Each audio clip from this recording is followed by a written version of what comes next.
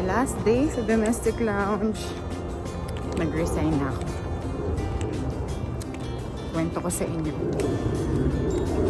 Siyempre, ida-diary ko to. Dahil it's a big decision na kinonsider ko for months na rin.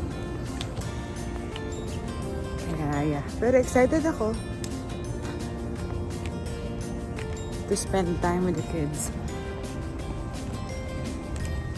Waiting for the bus. Ayun na siya. Malapit na. Ayun. Tagal.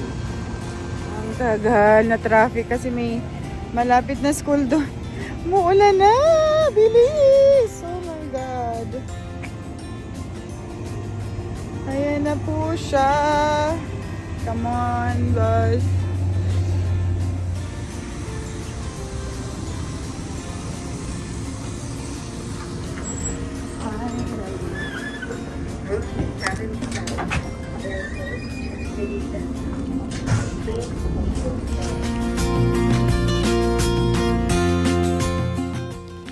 Outfit check muna. Ganito yung routine ko bago ako umakyat sa lounge. So sa ground floor to ng Terminal 1. Public area to. So yung mga passengers tsaka yung mga naghahatid may access pa dito. Hi! O diba Miss Friendship?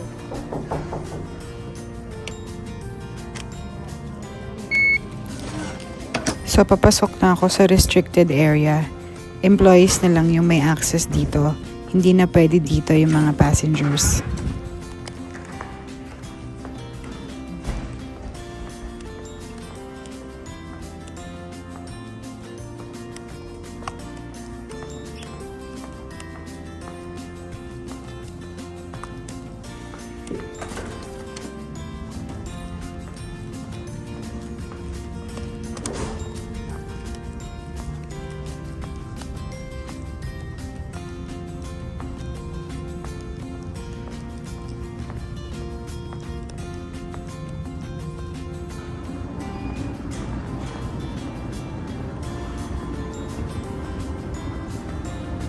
Nakita niyo yung sa dulong door?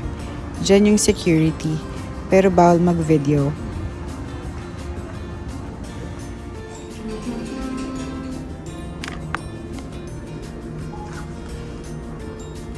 Elevator going to 4th floor kasi nandun yung lounge.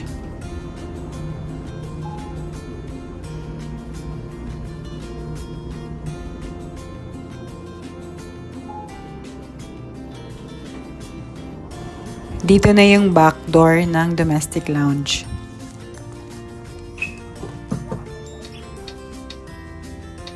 Clock in muna ako para mabayaran.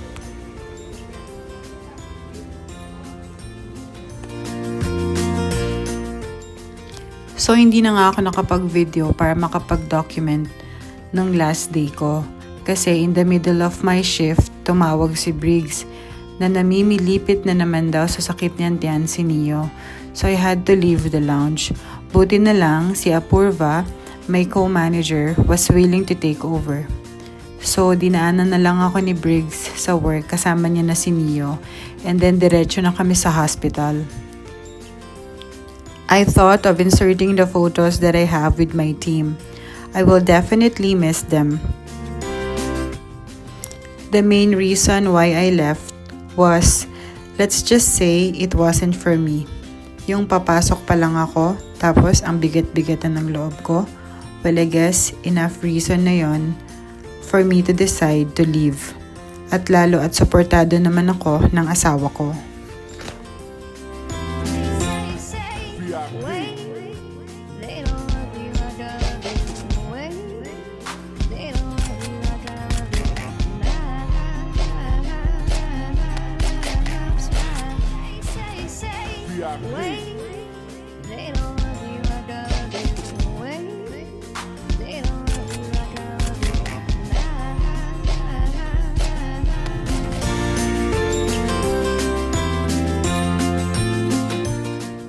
I'm gonna miss you, Ceceline. Na-realize ko na maybe flying pa din talaga ang passion ko. And hindi ako sure kung makakabalik pa ako. So sa ngayon, I will continuously pray and surrender to God to whatever plans He has for me dito sa Canada.